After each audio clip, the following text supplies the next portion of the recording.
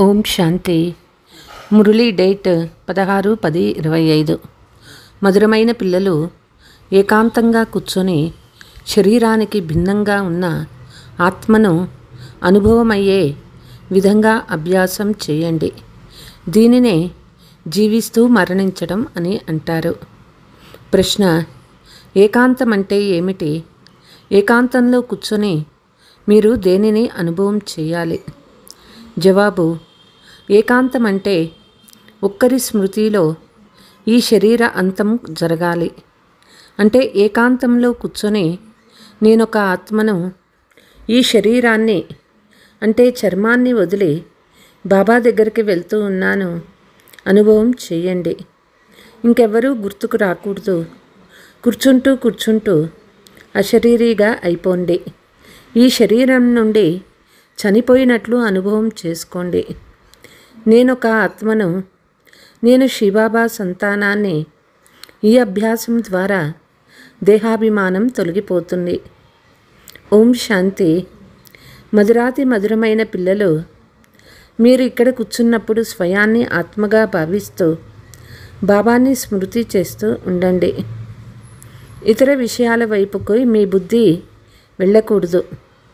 మొట్టమొదట బాబా అర్థం చేయిస్తారు. మీరొక ఆత్మ అని పిల్లలు మీకు తెలుసు. ఈ శరీరం ద్వారా ఆత్మ అయిన మనము పాత్రను అభినయిస్తాము. ఆత్మ వినాశం లేనిది, శరీరము నశ్వరమైనది. కాబట్టి పిల్లలు మీరు దేహీ అభిమానిగా అయ్యి బాబా స్మృతిలో ఉండాలి. మనం ఒక ఆత్మ.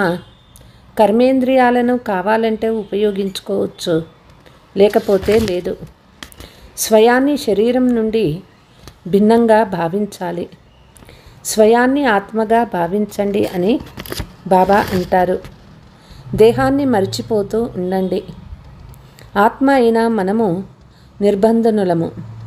ఒక్క బాబాను తప్ప మనం ఇంకెవ్వరిని స్మృతి చెయ్యరాదు. జీవిస్తూ మరణించి ఉన్న స్థితిలో ఉండాలి. ఇప్పుడు ఆత్మ అయిన మన యోగము ఒక బాబాతోనే ఉండాలి. మిగిలిన ప్రపంచం నుండి, ఇంటి నుండి మరణించాము. మీరు మరణిస్తే ప్రపంచమంతా మరణించిట్లే అని అంటారు కదా. ఇప్పుడు మీరు జీవిస్తూ మరణించాలి. ఆత్మ అయిన మనము శివబాబా సంతానము. శరీర అభిమానాన్ని తొలగించుకుంటూ ఉండాలి. స్వయాన్ని ఆత్మగా భావించండి మరియు నన్ను స్మృతి చేయండి అని బాబా అంటూ ఉన్నారు. శరీర అభిమానాన్ని వదలండి. ఇది పాత శరీరం కదా. పాత వస్తువుని వదలడం జరుగుతుంది కదా. స్వయాన్ని అశరీరిగా భావించండి. ఇప్పుడు మీరు బాబాని స్మృతి చేస్తూ బాబాతో పాటు వెళ్ళాలి. అలా చేస్తూ మీకు అలవాటైపోతుంది. ఇప్పుడు మీరు ఇంటికి వెళ్ళాలి. మరి ఈ పాత ప్రపంచాన్ని ఎందుకు స్మృతి చెయ్యాలి? ఏకాంతంలో కూర్చొని ఈ విధంగా మీకు మీరే కష్టపడాలి. భక్తి మార్గంలో కూడా ఒక గదిలో కూర్చొని మాల తిప్పుతూ ఉంటారు, పూజ చేస్తారు. మీరు కూడా ఏకాంతంలో కూర్చొని ప్రయత్నం చేసినట్లయితే అలవాటైపోతుంది. మీ నోటితో ఏమీ అనకూడదు. ఇందులో ఉన్నది బుద్ధి విషయము. శివబాబా మనకి నేర్పిస్తారు. వారు పురుషార్థం చేయవలసిన అవసరం లేదు. బాబా పురుషార్థం చేస్తారు. వారు మళ్ళీ పిల్లలైన మీకు కూడా అర్థం చేయిస్తారు. ఎంత వీలైతే అంత కూర్చొని ఆలోచించండి. ఇప్పుడు మీరు మీ ఇంటికి వెళ్ళాలి. శరీరాన్ని ఇక్కడే వదలాలి. బాబాని స్మృతి చేయడం ద్వారానే వికర్మలు వినాశం అవుతాయి. మీ ఆయుష్ కూడా పెరుగుతుంది. లోపల ఈ చింతన జరుగుతూ ఉండాలి. బయటకి ఏమీ చెప్పకూడదు. భక్తి మార్గంలో కూడా కొందరు బ్రహ్మతత్వాన్ని, కొందరు శివుణ్ణి కూడా స్మృతి చేస్తూ ఉంటారు. కానీ ఆ స్మృతి యథార్థమైనది కాదు. బాబా పరిచయమే లేకుండా ఎలా స్మృతి చేయగలరు? ఇప్పుడు మీకు బాబా పరిచయం లభించింది. ఉదయం లేచి ఏకాంతంలో మీలో మీరు ఈ విధంగా మాట్లాడుకోండి. విచార సాగర మంత్రం చెయ్యండి. బాబాను స్మృతి చేయండి. బాబా, ఇప్పుడు నేను మీ యథార్థమైన ఒడిలోకి వచ్చేస్తున్నాను అని భావించాలి. అది ఆత్మీకమైన ఒడి కాబట్టి ఈ విధంగా మీలో మీరే మాట్లాడుకుంటూ ఉండండి. బాబా వచ్చి ఉన్నారు. బాబా కల్పము వచ్చి మనకి రాజయోగాన్ని నేర్పిస్తారు. నన్ను మరియు చక్రాన్ని స్మృతి చేయండి. బాబా అంటారు, స్వదర్శన చక్రధారులుగా అవ్వాలి. బాబాలోనే మొత్తం చక్రమంతా జ్ఞానము ఉన్నది. వారు దానిని మళ్ళీ మీకు ఇస్తారు. బాబా మిమ్మల్ని త్రికాలదర్శులుగా తయారు చేస్తూ ఉన్నారు. 3 కాలాలు అంటే ఆది మధ్యాంతాలు ఇప్పుడు మీకు తెలుసు. బాబా పరమాత్మ కూడా వారికి తమ శరీరం అంటూ ఏదీ ఉండదు. ఇప్పుడు ఈ శరీరంలో కూర్చొని మీకు అర్థం చేయిస్తూ ఉన్నారు. ఇది ఒక అద్భుతమైన విషయము. భగీరథుడిపై విరాజమైనట్లయితే తప్పకుండా ఇంకొక ఆత్మ ఉండాలి కదా.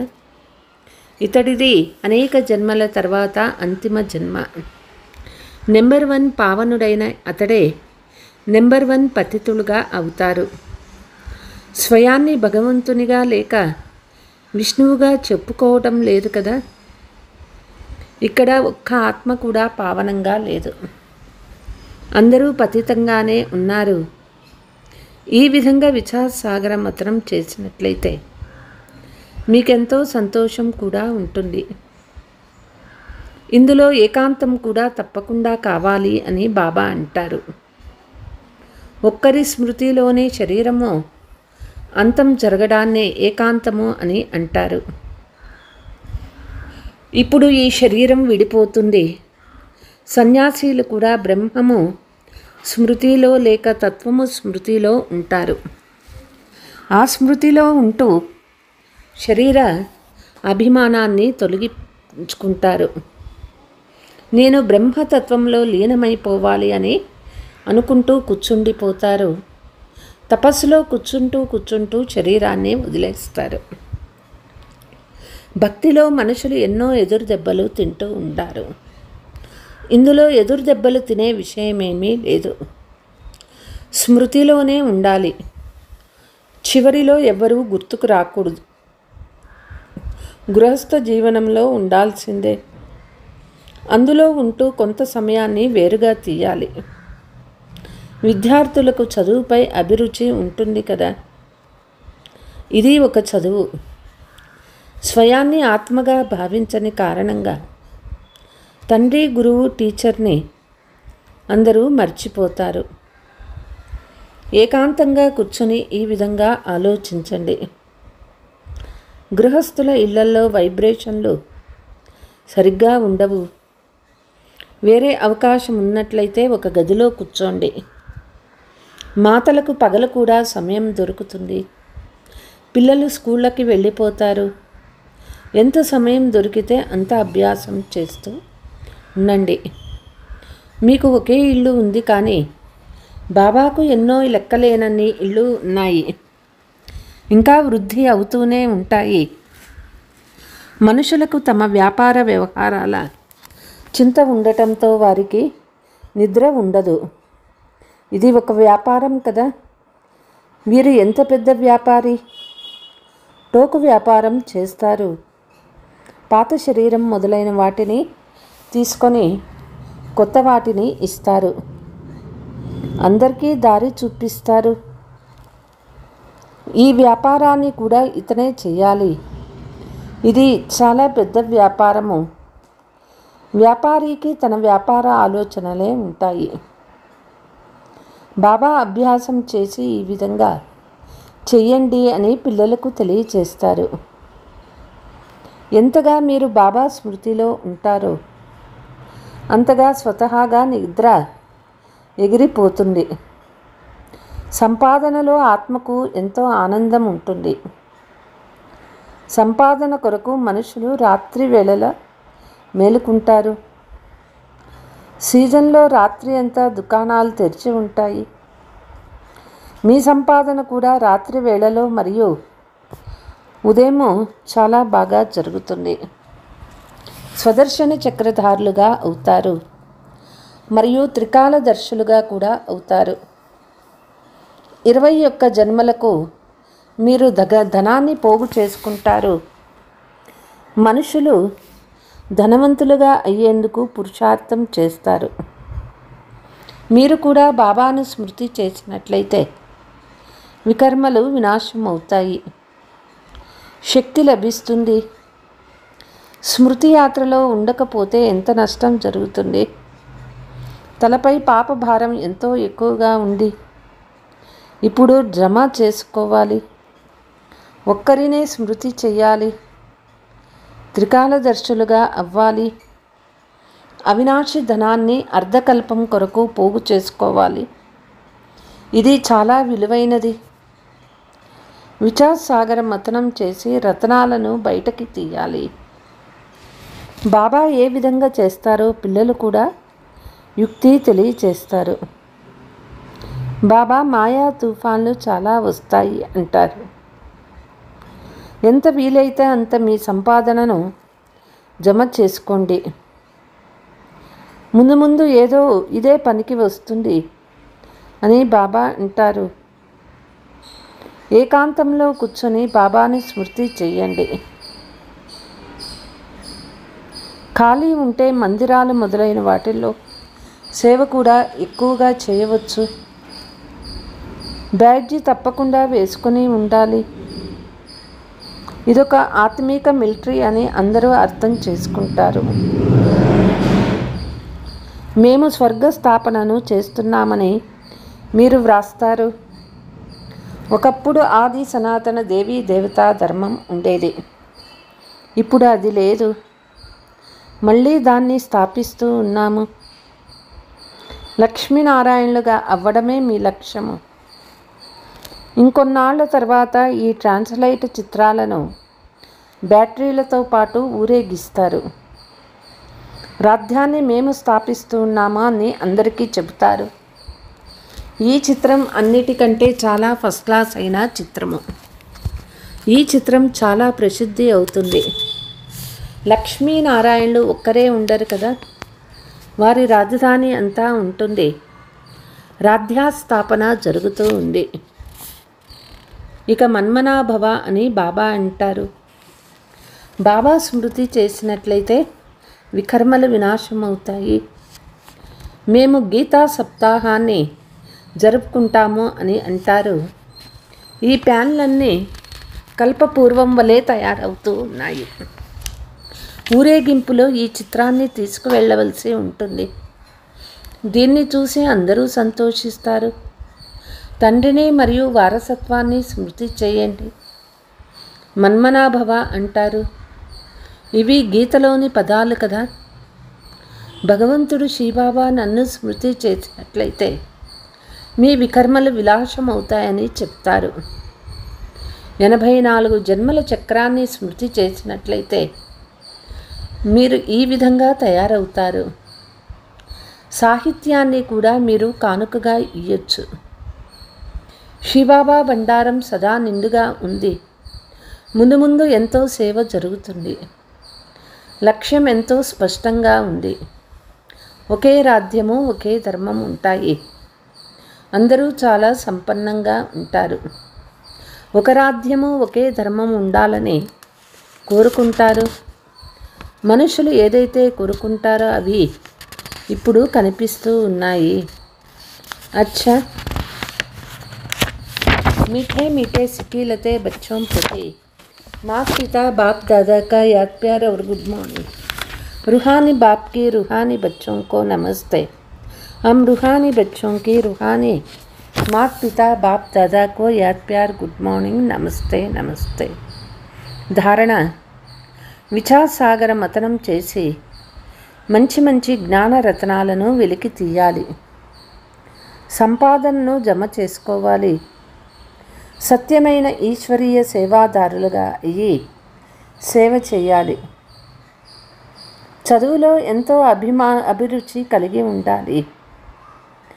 ఎప్పుడు సమయం దొరికినా వెంటనే ఏకాంతంలోకి వెళ్ళిపోవాలి. జీవిస్తూనే శరీరం నుండి మరణించినట్లుగా ఉండే అభ్యాసం చేయాలి.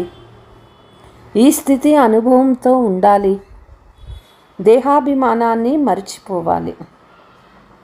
వరదానము: మన మూల సంస్కారాల పరివర్తన ద్వారా విశ్వ పరివర్తన చేసే ఉదాహరణ స్వరూప్ భవ.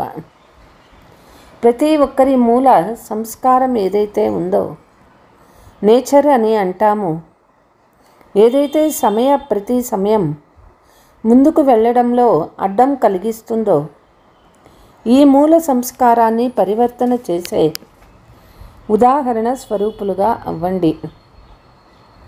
అప్పుడు సంపూర్ణ విశ్వ పరివర్తన జరుగుతుంది. ఇప్పుడు ఎటువంటి పరివర్తన చేయాలి అంటే, వీరి ఈ సంస్కారము ప్రారంభం నుండి ఉంది, కానీ ఎప్పుడూ వర్ణన చేయలేదు. అంశమాత్రమైన పాత సంస్కారం ఏది కనిపించదు, వర్ణన జరగదు. అప్పుడే వీరు సంపూర్ణ పరివర్తన యొక్క ఉదాహరణ స్వరూపులు అని అంటారు. స్లోగన్: ఇప్పుడు ప్రయత్నకాలం గడిచిపోయింది. హృదయపూర్వకంగా ప్రతిజ్ఞ చేసి జీవన పరివర్తన చేసుకోండి. అవ్యక్త సూచన: సైన్స్ ప్రయోగానికి వచ్చినప్పుడు సైన్స్ మంచి పని చేస్తుంది. ఎలా అయితే అనుకుంటారో అలా సైన్స్ శక్తిని ప్రయోగించండి. ఇందుకొరకు ఏకాగ్రత అభ్యాసము పెంచండి. ఏకాగ్రతకు ఆధారము కంట్రోలింగ్ పవర్. దీనివల్ల మనోబలము పెరుగుతుంది. ఇందుకొరకు ఏకాంతవాసీలుగా అవ్వండి. అచ్చా. ఓం శాంతి. సర్వశక్తి ప్రదాత సర్వేశ్వరుడు ప్రవృత్తి మార్గాన ప్రసాదించు జీవనం స్వయం పరివర్తనం విశ్వ పరివర్తనం స్వయం పరివర్తనం విశ్వ పరివర్తనం సర్వులకీచెను సుఖ శాంతి జీవనం రాజయోగము రమ్యం సుగమ్యం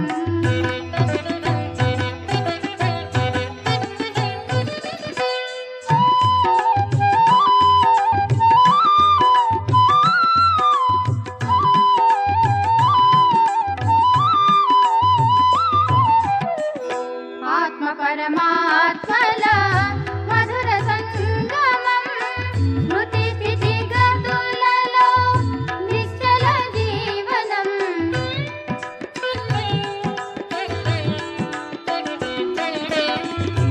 ఆత్మ పరమాత్మల మధుర సంగమం స్మృతి స్థితి గతులలో నిశ్చల జీవనం మనసు బుద్ధి సంయోగ సాధనం మనసు బుద్ధి సంయోగ సాధనం తనువు మనసుకు అమర సంజీవిని రాజయోగము రమ్యం సుగమ్యం మనోభిరామునితో మాధుర్య భావాల రాజయోగము రమ్యం సుగమ్యం మనోభిరామునితో